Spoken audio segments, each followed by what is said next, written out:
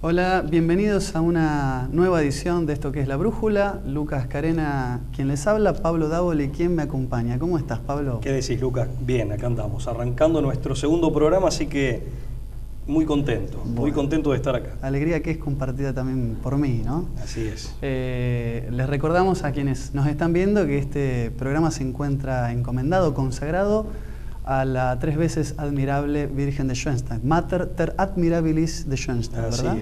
Así es. Que, bueno, y el tema que nos convoca hoy es leyendas negras de la Iglesia Católica. ¿Qué te parece, Pablo? No, es un tema interesante sobre todo porque son leyendas que pese a su notoria y en algunos casos evidente falsedad, se siguen repitiendo ad nauseam, incluso muy convencidamente en ambientes donde estos errores no debieran ser cometidos. Académicos. Incluso. En ambientes académicos, en ambientes eclesiásticos. Entonces, si bien no las podemos abordar a todas, por lo menos, bueno, tomar un par de casos emblemáticos, que es el caso de Galileo Galilei por un lado, y otro caso también histórico, emblemático, es el de la conquista y colonización de América, y bueno, tratar de echar un poco de luz histórica sobre estos episodios, despejando lo que ha sido cierto, o lo que es cierto, de aquello que forma parte de una mitología interesada.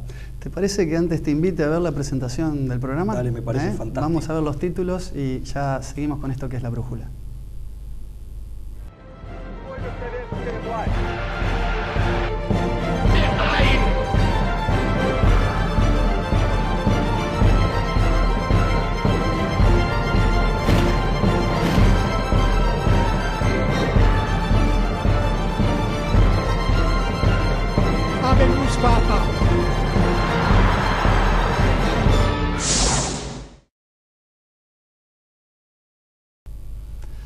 Muy bien, leyendas negras de la Iglesia Católica para colmar y poner un manto de luz a esto que habíamos dicho que es una gran difamación histórica sobre la hispanidad, entre otras cosas, y nuestra cultura occidental y cristiana. Pablo, hay un libro muy interesante, del cual admito haber tomado algunas ideas, que es el famoso libro de Vittorio Messori, que se titula Leyendas Negras de la Iglesia Católica, y del cual se extraen una serie de, qué sé yo, datos de tipo cliché que han teñido en realidad con un manto de misterio, difamación, todo lo que tiene que ver con esta era, entre comillas, oscurantista, sobre todo en torno a la Edad Media, y particularmente con lo que ha hecho el imperio inglés en torno a la acción psicológica contra la hispanidad, sobre todo en época de la conquista. Yo sé que vos has investigado ese tema en algún momento y me gustaría que lo traigas a la mesa. No, le he dedicado, te agradezco el crédito, le he dedicado algún tiempo, simplemente algún tiempo. Sí, el libro de Vittorio Messori, que es un autor italiano, tengo entendido que es una persona conversa, es decir, una persona que ha abrazado el catolicismo luego de no pocas cavilaciones y ya de grande, ya de adulto, y luego de no pocas investigaciones. Es un conocido periodista y autor italiano. Es un libro esclarecedor, al menos para quienes no somos historiadores profesionales, para el gran público, digamos, dentro del cual nos encontramos. Es un libro realmente esclarecedor. Y uno de los puntos que toca, entre otros, por supuesto, uno de los puntos que toca es el de la conquista y colonización de América. En rigor de verdad, no solo de ese libro se puede tomar también, hay un libro muy bueno de un autor coterráneo nuestro, rosarino, el doctor Héctor Petrocelli, abogado e historiador de la Universidad Nacional de Rosario.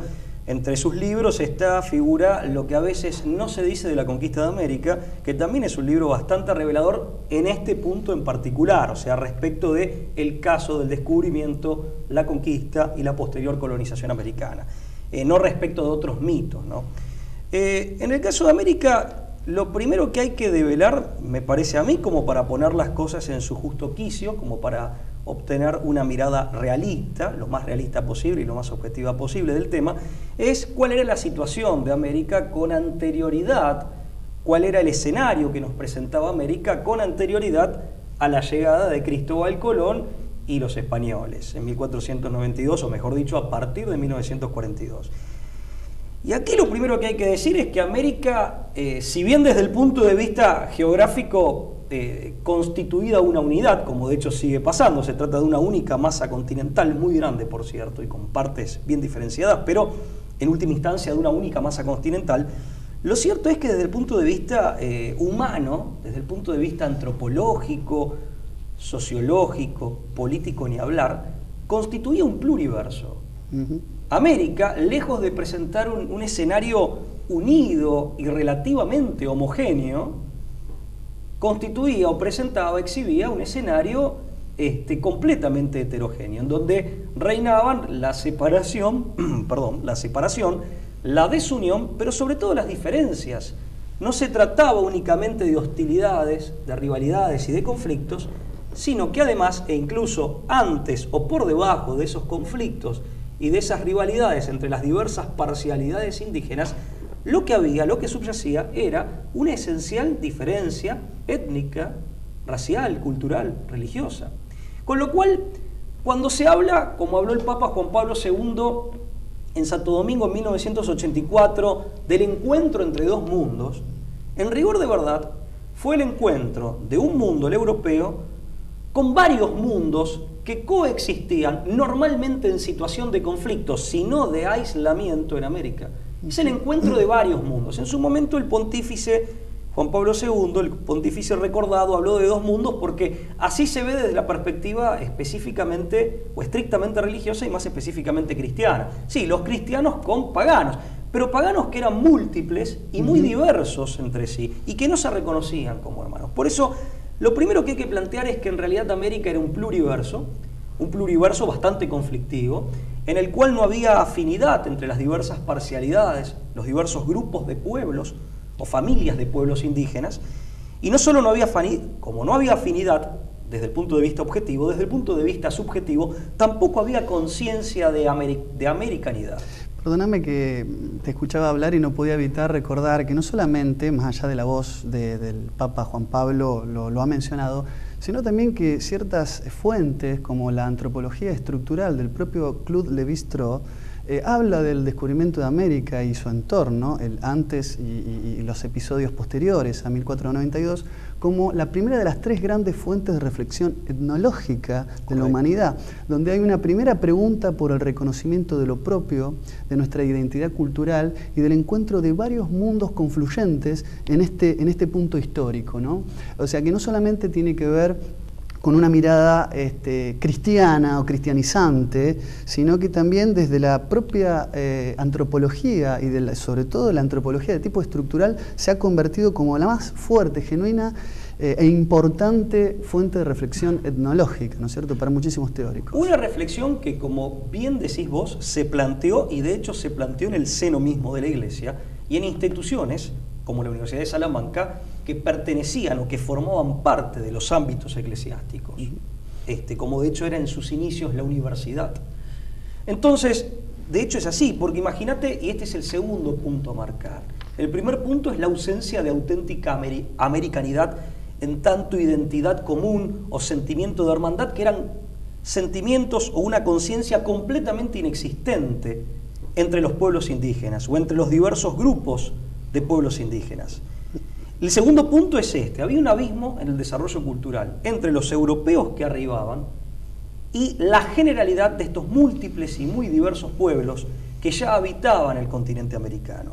De hecho, según autores como el recién citado Petrocelli, los pueblos americanos en términos generales y aún considerando los más avanzados, se encontraban desde el punto de vista del desarrollo cultural entre 3.500 y 4.000 años atrasados, por así decir, respecto del nivel alcanzado por los europeos del siglo XVI. Es más, hay otro autor, Ramón Menéndez Pidal, que va más allá y que dice que aún los pueblos más avanzados, fundamentalmente aztecas e incas, los pueblos del Perú y de México, no llegaban a tener o no habían llegado a producir los logros, los frutos culturales para la época en que llegaron los españoles, que los europeos del sur de Europa ya habían producido 3.500 años atrás. Entonces, había una brecha en el desarrollo cultural, en lo que podemos denominar genéricamente como desarrollo cultural enorme, enorme, que generó todo tipo de planteos. Vos pensás que en América no se conocía la rueda, no se conocía el hierro, y de hecho, la generalidad de los pueblos quitando a algunos, dejando a algunos al margen, como los aztecas o los incas, la generalidad de estos pueblos tan diversos y tan separados entre sí estaban varados en el Neolítico, en la instancia o el estadio de desarrollo propio del Neolítico. Y los más avanzados, recién citábamos a Menéndez y Pidal, no habían llegado al nivel de desarrollo que los europeos meridionales habían logrado 3.500 años antes. Ahora, es decir, perdón, simplemente acotar esto, sí. Conocían, por ejemplo, el hierro no lo conocían, el cobre, los más avanzados, pero lo usaban muy poco y el hierro permanecía desconocido. Por tomar algún parámetro, ¿no? Acá nos adentramos al primer gran mito injusto, o por lo menos nos vamos acercando al terreno del primer gran mito injusto, que es el mito del exterminio, del genocidio, de la conquista vinculada estrechamente con la devastación, con la muerte de personas. Siempre se pone este famoso diálogo o correspondencia entre Fray Bartolomé de las Casas y Ginés de Sepúlveda, donde debatían acerca de la naturaleza divina, humana, animal de los aborígenes, ¿no es cierto? Como el gran paradigma donde algunos se ponían del lado de que la esclavitud debía ser en realidad avalada, debía ser justificada, porque no eran hombres de Dios los aborígenes, y estaban quienes encontraban en el aborigen una fuente de reflexión, sí, de un otro distinto culturalmente, pero por supuesto obra de la creación e hijos también hechos a imagen y semejanza de Dios. Acá nos acercamos al primer gran mito, a mi entender, que tiene que ver con este choque de culturas. No sé cuál es la postura por estos autores planteadas, Pablo. No, claramente lo del genocidio es un mito. Claramente es un mito que se ha puesto muy de moda, sobre todo a partir de 1992, si no mal recuerdo fue en ese año, el año del quinto centenario del descubrimiento de América, por ciertas corrientes de izquierda en Latinoamérica, y fue Fidel Castro en ocasión del famoso viaje, de la famosa visita del Papa Juan Pablo II, en su momento revolucionaria, su famosa visita a Cuba, ¿no? El famoso discurso de recepción, donde de alguna manera oficializa y contribuye a la promoción de esta flagrante mentira o de este grueso error. Los datos demográficos, en este sentido, el libro de Petrocelli es revelador, entre muchos otros, que él a su vez se refiere a muchos estudios demográficos. Bueno, dice esto del mayor genocidio, el genocidio es una gran mentira, que aparte no se compadece con las crónicas de la época, no solo con los datos demográficos con los que contamos, que son bastante buenos, sino además no se compadece ni con la legislación de la época, ni las crónicas documentales de la época. Eso en primer lugar. En segundo lugar, hay que entender, hay que entender también que hay pueblos, y creo que esta es una reflexión de sentido común, una prueba que está al canto, o que surge con evidencia. En Latinoamérica, o en Hispanoamérica, hay pueblos enteros que están constituidos por mestizos. Correcto. Hay pueblos o naciones hispanoamericanas enteras cuya constitución en sí misma es mestiza. Esto desde Buenos Aires, desde la Pampa Gringa, e incluso me atrevería a decir casi, aunque un poco menos, desde toda la República Argentina, se ve menos, hay menos visibilidad de este fenómeno en la República Argentina, porque el ingrediente indígena en nuestra población es menor.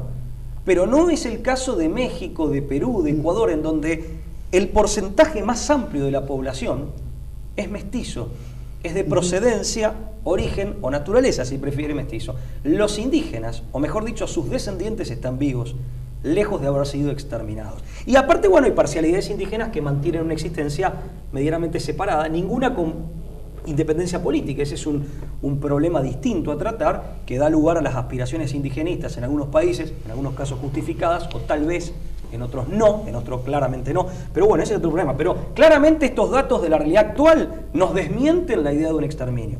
Eso en primer lugar. En segundo lugar, el exterminio lo iban a terminar cometiendo, al menos en determinadas partes de América, los propios indígenas. Cuando se inaugura el Gran Templo de México, solo para ese acto de celebración, los aztecas liquidaron 25.000 tipos en sus famosos rituales que consistían en matar gente. Para enviar la energía al dios Sol, ¿verdad? Que tenía que ver que eso se retribuía en el aumento de las cosechas. Efectivamente, los aztecas llegaron a ser guerras de agresión al solo efecto de capturar gente para hacer sacrificios humanos, para tener, digamos, recursos humanos, por así decir, disponibles para la realización de sacrificios humanos. Entonces, muchos aventuran que de no haber llegado los españoles, al menos en esas partes de América, estos imperios y las poblaciones que lo conformaban en calidad de dominantes o de dominados, iban a terminar colapsando demográficamente, suicidándose por su propia religión. Y acá quiero aclarar algo, agregar algún autor mexicano, José Vasconcelos, sí. Gran autor, poco conocido en nuestro país por las nuevas generaciones, un hombre del que tengo entendido que Heidegger, el gran Martin Heidegger, dijo que era el hombre más brillante de América, que este mexicano Vasconcelos decía que el atraso al que hacíamos referencia antes, este atraso ante todo tecnológico, pero no exclusivamente tecnológico, de las civilizaciones y las culturas indígenas en general, más allá de sus diferencias, respecto del europeo, tenía su origen en la barbarie de las instituciones sociales y las religiosas. Vale decir que el impedimento para el progreso no era una cuestión de tiempo. De acuerdo con Vasconcelos, voz autorizada si las hay, el impedimento para el progreso de los indígenas no pasaba por el tiempo, no era una cuestión de tiempo, porque de hecho hacía miles de años que estaban aquí, si bien ellos también tienen un origen inmigratorio extraamericano, sino que era un impedimento básicamente la religión y las instituciones sociales fundamentales que de ellas se derivaban para el progreso. Entonces, dice Vasconcelos, aun si estos indígenas hubieran adoptado por copia o por trasplante instituciones políticas y técnicas o tecnologías más modernas, aún así, de haber mantenido el corazón de su propia cultura, el corazón o la raíz religiosa de su propia cultura, de esa manera tampoco hubieran llegado a alcanzar, ni siquiera con el auxilio del transcurso del tiempo y con el auxilio de estas técnicas, formas e instituciones trasplantadas en la hipótesis que estamos planteando, hubieran alcanzado los frutos de los europeos del siglo XVI. Y esto lo dice Vasconcelos, insisto, no lo dice un europeo, no lo dice un autor que sea eurocentrista en absoluto. Lamentablemente no se lo enseña, ¿no? Vasconcelos, no solo en las universidades, sino que en la escuela nos siguen enseñando la encomienda, la mita y el yanaconazco como las formas deshumanizantes, heredadas de la visión perversa que tenían el mismo Francisco Pizarro o Hernán Cortés acerca de los indígenas. No, ese es el gran mito, ¿no?, instalado de una deshumanización del aborigen. Pero aparte, Lucas, no mencionan esta diferencia civilizatoria, ¿no? No, y que no era de estadio o de, digamos, de escalón en el tiempo, sino que había un impedimento para avanzar. Al menos de acuerdo con voces, había un estancamiento. Al menos de acuerdo con voces tan autorizadas como Vasconcelos, que insisto, es un autor de primera línea, a quien nadie que lo conozca podría acusar de eurocentrista o de etnocentrista europeo, el mismo mexicano, y otros autores como Manuel Ballesteros, nuestro coterráneo Petrocelli también adhiere. Manuel Ballesteros, él decía que el primitivismo, digamos, la elementalidad del orden moral y religioso, impedía el progreso de las comunidades en todas sus áreas, en el área tecnológica, pero también en el área política, familiar, etc. Y también hay otro autor, Morales Padrón, que él decía que este mundo escasamente tecnificado, en definitiva, era un mundo agobiado por el fatalismo cosmogónico, es decir, básicamente por una religión muy primitiva, en general, y más allá de las diferencias de cada pueblo, animista, mágica. Entonces, cuando viene el cristianismo, viene justamente con un signo y con una misión de liberación, para eliminar ese obstáculo, rescatando de estas culturas lo que de hecho se podía rescatar. Y un caso muy claro de esto, no me quiero adelantar porque lo iba a decir más tarde, pero un caso de esto muy claro es el idioma. ¿Sabías que en la mayor parte de las parcialidades o de los pueblos indígenas no existía, así como no existía la rueda en toda América, ni el hierro era desconocido, no se conocía ni la rueda ni el hierro, tampoco en la mayoría de las parcialidades indígenas, aborígenes, no existía la moneda, no había en general un sistema de pesas y medidas, y en la generalidad de los idiomas no había escritura. No había escritura. Es más, en el habla verbal eran idiomas tan precarios que hasta les faltaban tiempos de verbo. Culturas orales, eran culturas orales. Pero incluso precarias en su oralidad. Y las pocas que tenían escritura, era una escritura muy precaria, valga la redundancia. Entonces, acá había una precariedad cultural muy grande. sin hierro y por lo tanto sin arado, sin tijeras, sin hachas, sin instrumentos y utensilios de hierro, sin rueda, sin caballos, sin asnos ni vacunos, escasamente reemplazados los caballos y los asnos en los pueblos andinos y parcialmente por las llamas. Todo lo demás se hacía a lomo humano, lo cual también es muy cruel, sin un sistema de pesas y medidas, sin ningún sistema de pesas y medidas, en general sin moneda, en general sin escritura, para todos sin brújula, sin pólvora, con una navegación precaria, pueblos que vivieron a la vera de los grandes ríos o en las costas de los océanos que nunca se lanzaron a la mar, una navegación muy precaria. Los aztecas, esto lo cuenta bien de Gabineau, a lo sumo alguna canoa para circundar los ríos, pese a que estaban entre dos océanos. Esta gran precariedad encima se sumaba a una gran violencia política. A una gran violencia política. Entonces, y a esto iba recién, fíjate vos que esta idea del buen salvaje, del indígena precolombino, anterior a la etapa hispánica de América, como el buen salvaje rusoniano, es una construcción ideológica, no es real. Es más, sinceramente, me interesaría citar algunos casos particularmente elocuentes de las aberraciones que eran comunes entre estos pueblos, pese, insisto, porque no me voy a cansar de remarcarlo, a la heterogeneidad étnica y cultural de los mismos. Sin embargo, más allá de esta diversidad, había prácticas que consideramos aberrantes que eran muy comunes. Por ejemplo, bueno, los sacrificios humanos es uno, hicimos referencia al más conocido que es azteca. Los aztecas con sus asesinatos rituales masivos, sí, con los sacrificios humanos por cuestiones religiosas masivos. La antropofagia era común entre iroqueses, aztecas, chiriguanos y guaraníes por razones rituales. El incesto, los incas que se casaban con sus hermanas. El incesto en algunos pueblos era muy común. Entre los chibchas, por ejemplo, el tributo al cacique. Los chibchas a lo sumo llegaron a armar 5 grandes cacicazgos, por lo general en pelea, en pugna entre sí. Los chibchas, que eran una cultura destacada, era común entre ellos que se pagara el tributo al cacique correspondiente con una mujer del propio clan o de la propia familia. El cacique, una vez que recibía a la mujer en tributo, la esclavizaba, la embarazaba y después se devoraba el hijo así concebido. Era práctica habitual el devorar al propio hijo, en el caso de los chibchas. En el caso de los charrúas, a las mujeres no les iba mucho mejor. La novia, en la fiesta de casamiento, era sometida sexualmente por el cacique y por los invitados. Entre los huartes y los cacanos era común el sororato, por ejemplo, el sororato. Vale decir, cuando yo me caso con una mujer, automáticamente adopto como esposas en poligamia a todas las hermanas menores. En otras parcialidades era común el levirato, es decir, el levirato, mi hermano muere, yo tengo que desposar sin perder a mi esposa, a la esposa de mi hermano. Los huarpes, por ejemplo, sigo con ejemplos que son muy elocuentes y sobradamente probados. Los huarpes condenaban a muerte a las mujeres que osaban mirarlos durante sus borracheras. Entre los mayas las mujeres no podían mirar a los hombres, ni siquiera en la clase superior, en la casta dominante. Fíjate que estamos nombrando indígenas de las más diversas parcialidades desparramadas por toda América. A la muerte del esposo, las viudas mapuches pasaban al hijo mayor o al pariente más cercano. Y el mapuche tenía por costumbre hacer trabajar, aún en la agricultura incipiente que conocían, a la mujer. El hombre se dedicaba al ocio, la borrachera, la rapiña o la guerra. Y hay muchos ejemplos más.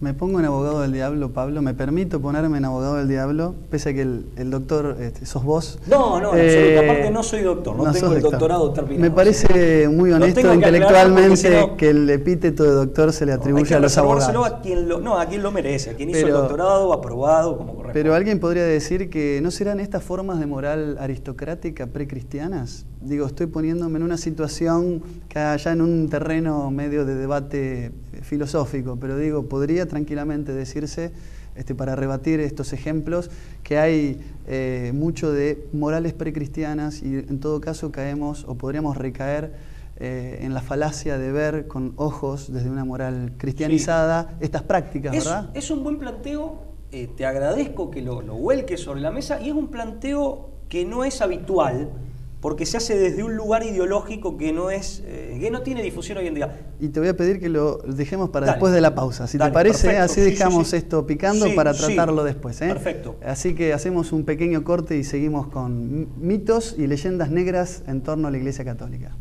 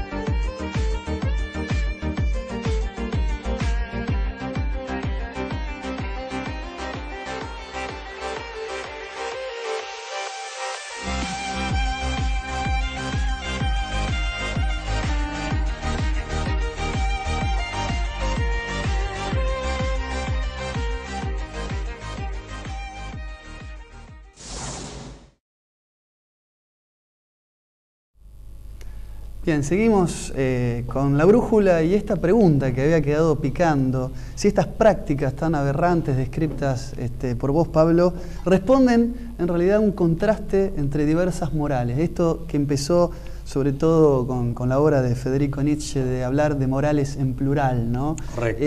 Yo me metí en un terreno medio filosófico, pero poniéndome en una situación crítica a tus argumentos, te tiraba esta pregunta. ¿No podemos hablar en realidad de que nos estamos mirando todos estos acontecimientos desde una perspectiva ya cristianizada, desde el punto de vista moral? Unilateralizada. Podríamos decirlo. En rigor de verdad, no. Y creo, no, podría pasar, pero no creo que sea el caso, no en este caso, porque podemos responder a la luz de la antropología y eventualmente auxiliándonos con la psicología. Mira, los sistemas morales, es verdad que los hombres hemos subjetivamente concebido una multiplicidad de sistemas morales.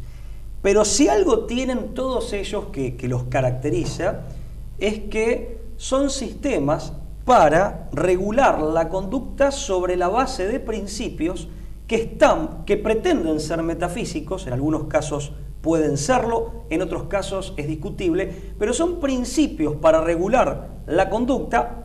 A partir de Scheller se puso de moda hablar de valores, que están situados más allá del deseo nacido de los bajos instintos o nacidos de los deseos nacidos de los apetitos inferiores del alma humana, diría Platón. Los deseos carnales, diría un cristiano, con una terminología que es metafórica, que es más bien paulista. Entonces, el problema, el padre Lozano, cuando viene y se contacta con indígenas y tantos otros, decían, los indios no tienen moral, no es que tienen un sistema moral distinto. No es que tienen un sistema moral distinto. ¿Por qué? Porque la regulación de la conducta no estaba estructurada sobre la base de principios, que uno los puede compartir o no, o los puede considerar nefastos, pero principios que son el producto de una reflexión racional que pretende ser verdadera y que operan sobre la voluntad, en donde, al operar sobre la voluntad, me hacen determinar la conducta, no por lo que yo tengo ganas, sino por lo que debo hacer, que es muy diferente. No por el deseo, y en este caso hablo del deseo carnal, si se me permite que apele a una figura o a una metáfora que es deficiente, pero que es común, que es evangélica, yendo a la psicología platónica de los apetitos inferiores, sino ir a los principios que descubre la razón y de los cuales se enamora, volviendo a la psicología platónica, se enamora la instancia segunda, no la tercera, la segunda del alma humana, de la psiquis humana, que es la constituida por los deseos generosos, por las pasiones nobles. Por eso digo, el hombre con el que nos encontramos, aún en las culturas más avanzadas, y lo que llamaba la atención al hombre europeo, pero también le hubiera llamado la atención al hombre asiático, también le hubiera llamado la atención al árabe, ni hablar al extremo oriental, es un hombre que está sometido al imperio del deseo carnal, de los bajos instintos. Los bajos instintos, no por bajos son malos, pero son bajos. Es decir, ocupan el lugar inferior. Si los colocamos a la cabeza y como principio rector de nuestra conducta, tenemos estos aquelarres. Y te respondo de la psicología, ¿cómo no tildar de aberrante determinadas prácticas como por ejemplo las que citábamos antes a guisa de ejemplos? Devorar los hijos, por ejemplo. El incesto que va en contra incluso de las tesis freudianas acerca de que las culturas totémicas tenían una inclinación natural al horror, al incesto, ¿no? A buscar el horror instintivo al incesto. Buscar la exogamia en función de una suerte de Edipo originario en los albores de la humanidad. Correcto. Esta tesis queda rebatida de alguna manera con estas prácticas incestuosas que eran asiduas y permanentes, ¿no? Eran perennes en las culturas. No, quiero aclarar que no soy psicólogo y no soy especialista, mucho menos especialista en psicoanálisis o en Freud, pero por lo que he leído, yo considero que justamente, fíjate, tanto Freud como la línea psicoanalítica representada por autores como Neumann, trabajan sobre el deseo. Y a la moral, ven en la moral una mera, digamos, un mero pacto de conveniencia. Es decir, una superestructura sin sustancia en sí misma, un mal necesario. Es decir, una superestructura de reglas de conducta que impiden que nos matemos los unos a los otros. Vale decir, la moral existe no porque sea buena en sí misma, ni nos gane nada superior a lo que ya tenemos, sino para evitar la mutua aniquilación que representaría ceder a nuestros instintos. Pero tiene costo, como es un mal necesario y no algo bueno, y no deja de ser artificiosa, tiene el costo de lo que decía Freud, el malestar en la cultura. 1930. Bueno, esto, efectivamente. La crisis del 30, Freud se le atribuye al aparato represivo de los instintos básicos. Bueno, ¿y Neumann qué te va a decir? Neumann va a decir que hay que rehabilitar, liberar al hombre. Tengo entendido que Marcuse después toma esto, liberar al hombre es liberar sus bajos instintos. A ver, hay una realidad, hay sistemas morales que son puramente represivos, pero también es verdad que liberar los apetitos inferiores con el deseo carnal completamente liberado, no solo conduce a la aniquilación, que es un fenómeno extrínseco, previamente conduce a la degradación interna, que es un fenómeno, como acabo de adelantar, intrínseco. Convengamos, perdón, que Freud le hablaba a la fiebre higienista de la Europa victoriana, no le hablaba a cualquier tipo de sociedad. No hablaba al europeo medieval, que dudo que, a ver, me permito colegir, Freud era un hombre muy culto, pero bueno, dudo que haya sido un tema de su predilección, me parece, me permito colegir, pero lo aclaro al público, es una mera suposición. Pero para entender que la moral, obviamente tiene que, en esto soy aristotélico, tiene que ajustarse a la naturaleza humana, y no todo sistema ético que elucubremos lo hace. Esto es verdad, hay morales más sanas y otras menos sanas, más acertadas respecto del parámetro objetivo de la naturaleza humana y otros que no lo son tanto. Y además hay otra cosa que creo que tiene que ver, más allá de las reglas morales y de los principios morales en base a los cuales se articulan, está el amor. Pero esto, para entenderlo, hay que ser cristiano. Porque esa es la buena nueva del cristianismo, que vos tenés que cumplir con estas reglas por amor, no porque es la regla, no por el mero deber. Pero insisto, por eso el nuevo mandamiento que Cristo dice, no vengo a abolir ni una letra de la ley, ni una coma de la ley, pero el nuevo mandamiento, el espíritu de la ley es este. Ahí eliminamos la neurosis. Me permito que me disculpen los psicólogos que me están viendo. Me permito entrar un poco despertó el movimiento pansexualista que creía que promoviendo la pornografía, y hay muchos teóricos de Frankfurt también estaban en esa línea, promoviendo la prostitución, bien digo, y la pornografía, iban a generar una sociedad más pacífica, con menos abusos, menos distorsiones. Y normalmente es lo contrario. Y generalmente ha quedado demostrado que, por lo menos la posmodernidad tardía, digamos, el conocimiento del funcionamiento hormonal y la neurología. Sí, ¿no?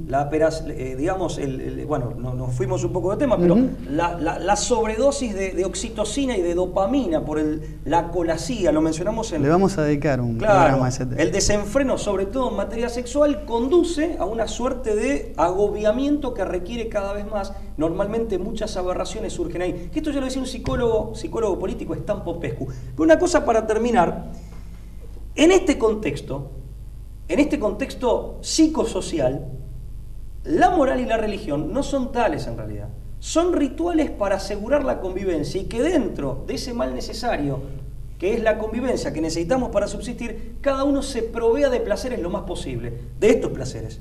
Entonces, la moral es un instrumento que crea la razón al solo efecto de no matarnos y de que cada uno pueda hacer la suya y pueda proveerse lo más posible de placeres. Y la religión lo mismo, por eso es magia.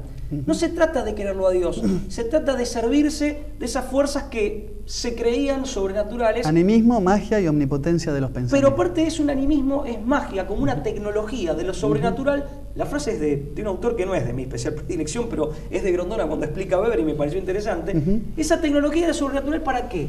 Para convocar a las fuerzas benignas, sobrenaturales en las que yo creo, para que me sirvan a mí. No es un acto de amor a Dios ni de adoración. No es un acto ni siquiera el asombro del filósofo. Quiero llevar una existencia lo más placentera posible. Para llevar una existencia más placentera, lo más placentera posible, convoco el auxilio de esas fuerzas sobrenaturales de las cuales no me ocuparía si tuviera asegurado el placer por otro lado o la eliminación del miedo por otro lado. Termino con esto brevemente porque sé que vos querés hablar de Galileo y creo que también es más interesante para pasar ese tema y no quiero agotar al público.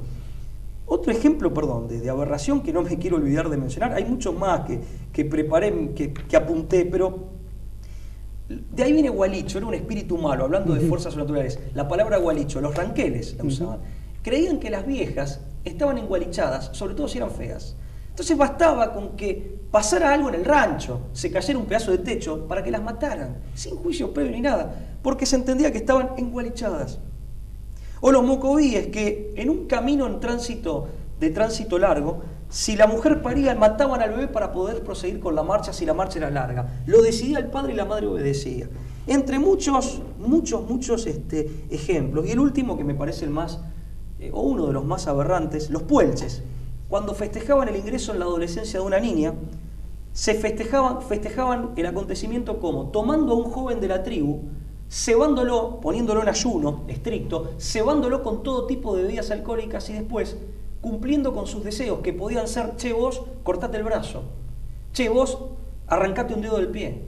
Y en eso consistía la fiesta. Entonces, como verán, esto ya no es una cuestión de meras disidencias morales. Parece el rito yakuza de defraudación, ¿no? De cortarse un dedo y entregarlo en símbolo de deshonor, ¿no? Sí, pero esto no es por una razón de honor. No, ahí está, la motivación es ceder a la pulsión instintiva de una persona que está completamente sofocada mentalmente por el alcohol.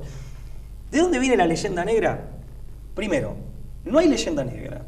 Lo que también hay que decir es que no hay leyenda rosa, porque sería incurrir en otro error y en otra injusticia histórica. Sería mentir también y mentirnos. Hubo muchas cosas que se hicieron bien, hubo otras que se hicieron mal.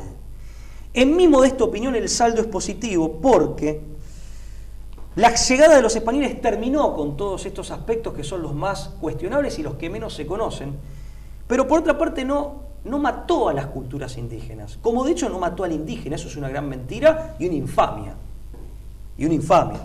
En todo caso, con los españoles vino el cristianismo y, fermentadas por el cristianismo, como ya ha pasado con tantas otras culturas, en 3 siglos, estas culturas, preservando lo que se podía preservar, superaron 3000 años de atraso que, según Vasconcelos y Ballesteros, nunca hubieran superado por sí solas.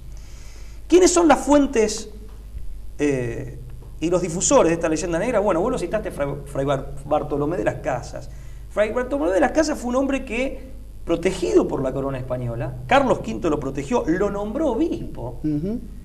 Pero Fray Bartolomé de las Casas, hay que decir que sus denuncias eran exageradísimas y que hasta denotan una cierta hostilidad hacia la obra de España, que podemos adjudicar por ahí un complejo de culpa, oficiando nuevamente de psicólogos, si se nos permite, porque Fray Bartolomé de las Casas había tenido indios a su cargo, era Casaus el apellido de su padre.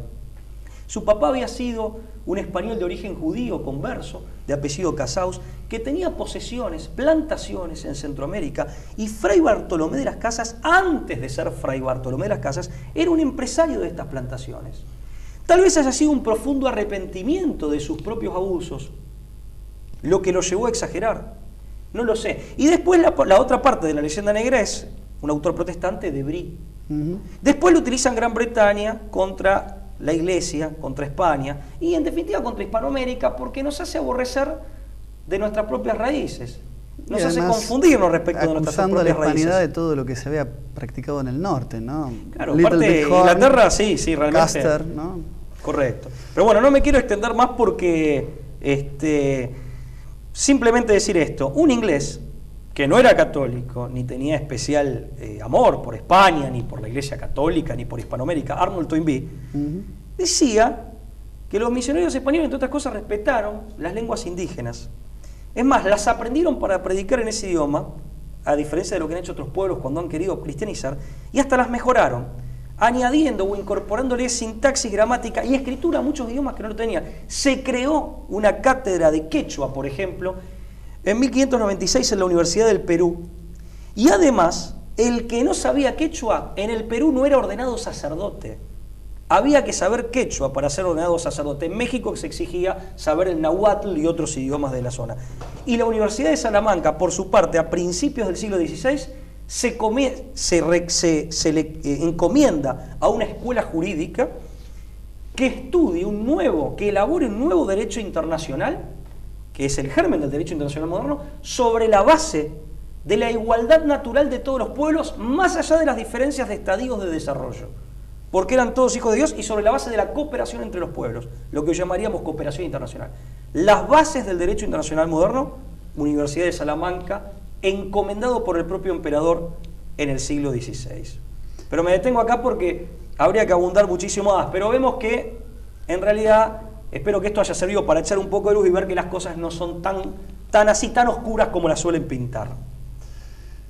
Según una encuesta del Consejo de Europa, realizada entre estudiantes de ciencias de todos los países de la comunidad, casi el 30% tiene convencimiento de que Galileo Galilei fue quemado vivo en la hoguera, bien digo, y por lo menos el 97% afirman que por lo menos fue sometido a torturas. ¿Leyenda negra esto? ¿Qué te parece? Claramente, lo de la hoguera aparte no resiste el análisis. Ustedes saben que existieron hogueras, pero también hay que decirlo, tampoco queremos prohijar una... No, en 1600 Giordano Bruno, efectivamente, claro, por una cuestión teologal que iba a justificar al panteísmo, esta doctrina que reducía a Dios a la naturaleza y demás, llevó a un tribunal de enjuiciamiento del Santo Oficio que terminó con la hoguera. Horrible. Pero lo de Galileo Galilei, lo importante es la utilización de los ilustrados, que no podían entronizar al Marqués de Lafayette o al Maximilien de Robespierre como héroes, tenían que poner héroes seculares y generar en oposición a la Iglesia. Exactamente, un antagonismo, podemos decir, entre razón y fe, entre ciencia, conocimiento secular y oscurantismo teológico. Correcto. Esta es la gran leyenda negra que nos gustaría dedicarle 5 minutos para desmitificar. Fíjate una cosa, Lucas, que vos planteás lo de Giordano Bruno, que es verdad, pero ahí lo que había en el medio, involucrada en una cuestión teológica de máxima importancia, porque tiene que ver nada menos que con la concepción de Dios. Entonces, y por lo tanto con el fundamento de la religión, siendo la religión una dimensión tan importante, sino, al menos a mi modo de ver, la más importante. Pero más allá de eso, lo de Galileo nada que ver. Primero que no fue así, pero segundo, nada que ver el planteo. ¿Por qué el juicio? Nada que ver la cuestión. Una falta de respeto a la investidura del Santo Padre. Te voy a contar por qué. En la época de Galileo, ustedes saben que había por lo menos tres grandes hipótesis científicas en torno a, en ese momento, el universo conocido, el sistema solar, ¿no? Había 3 hipótesis, de las cuales 2 eran geocéntricas, ¿verdad? Una es la famosa aristotélico-ptolemaica, o ptolomeica, que hablaba de que el Sol y los planetas giraban alrededor del Sol, de la Tierra, perdón. Estaba la de un danés, un danés que era protestante, Tycho Brahe, que decía que el Sol giraba alrededor de la Tierra y los planetas a su vez alrededor del Sol. Y estaba, por supuesto, la teoría heliocéntrica de Nicolás Copérnico, clérigo católico polaco, que en ese momento se estaba debatiendo, ¿no? Y esto dio lugar al famoso intersticio de 1616, que fue en realidad una admonición, no una condena a la teoría heliocéntrica, es decir, es un parate en la puesta sobre la mesa de evidencias, con el fin de, hasta no tener un panorama claro, dejar de brindar evidencia difusa y de alguna manera contradictoria, ¿no? ¿Qué hizo con el aval del Papa Urbano VIII Galileo? Presentó el 21 de febrero de 1632 también con el apoyo del en ese momento duque de Toscana, Fernando II de Medici, sus famosos diálogos entre los principales sistemas del mundo, ¿no? Donde en uno de sus personajes, es un diálogo entre tres personajes, donde uno que se llama Simplicio... Escrito por Galileo. Por Galileo, ¿no? Es un diálogo escrito por Galileo, donde Simplicio, uno de sus personajes, se burla implícitamente de Ptolomeo, que en ese momento era un debate todavía abierto, de la teoría geocéntrica o heliocéntrica, y se burla directamente del propio Papa, ¿no? Correcto. Esto hay que decirlo porque muchas veces no se dice. Así que, efectivamente, a partir de 1633 se inicia en Roma el juicio a Galileo, precedido por Giuseppe Baretti, que fue en realidad un científico muy docto en temas relativos al movimiento de la Tierra y demás. Y el único argumento que presentó Galileo, que podemos decir que él consideraba válido, era el movimiento de las mareas. También algo de las manchas, el movimiento de las manchas solares, pero sobre todo se centró la defensa de Galileo en el movimiento de las mareas por una situación de agitación por el movimiento de rotación de la Tierra, lo cual es científicamente falso. El Tribunal Inquisidor, de 10 miembros, de los cuales 3 votaron a favor de Galileo, votaron su absolución, además que el mismo Urbano VIII le dio fuerza con una bendición y una indulgencia plenaria, bien digo. Hay que decir esto, le explicaron en el Tribunal Inquisidor a Galileo que el movimiento de la marea tenía que ver con la presión ejercida por la influencia de la Luna y sus campos magnéticos, ¿no? Lo cual hoy sabemos que científicamente es cierto. La famosa frase que estos estudiantes le atribuían a Galileo, Eppur si muove, sin embargo se mueve, es un invento en Londres de 1756 por el famoso periodista, escritor, viajante y crítico de la ilustración italiana Giuseppe Baretti, ¿no? Acá hay que decirlo también, había una necesidad de los ilustrados de poner en una situación de martirio a un Galileo que no fue ni torturado ni sometido a ninguna hoguera. Pasó sus últimos días investigando, como era costumbre para él, en una casa de lujo, ¿no? En Florencia. Sí, era una suerte de palacio, ¿no? Una palacete... Yo creo que él estaba purgando una suerte de pena de prisión, pero en un palacio con todas las atenciones. Totalmente. Corregime si estoy equivocado, me parece que estaba purgando, pero en esas condiciones. Pero además... digamos, lo que más molestaba no es que la exposición de la teoría heliocéntrica, porque de hecho ya había sido formulada por un clérigo nada menos, y además era sostenida por varias personas de la Iglesia, sino porque se burló del Papa, y aparte después de muchos avisos previos nos decían, mirá, tratá de no hablar con esta contundencia. Es más, tengo entendido que Galileo a partir de esto se metía a hacer interpretación teológica. Dice, mirá, acotate al marco de la física y de la astronomía, más que a hacer interpretaciones teológicas sobre la base, interpretaciones que ya de por sí son cuestionables, sobre la base encima de una teoría físico-astronómica que todavía no estaba corroborada. A los 78 Más allá, años. Perdón, de que eran interpretaciones teológicas que seguramente eran cuestionables, porque aún corroborándose después esa teoría físico-astronómica no significa que las derivaciones teológicas extraídas por Galileo hayan sido correctas, ¿no? A los 78 años, el 8 de enero de 1642, muere Galileo Galilei gozando de una salud por hasta el momento de su muerte, en su lecho de muerte, y no fue sometido a ningún tipo de tortura ni injuria del oscurantismo teológico. Muerte de hoguera. Ni mucho menos muerte de hoguera.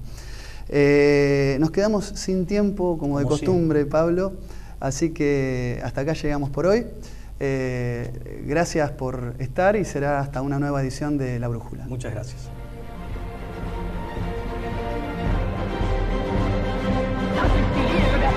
¡No te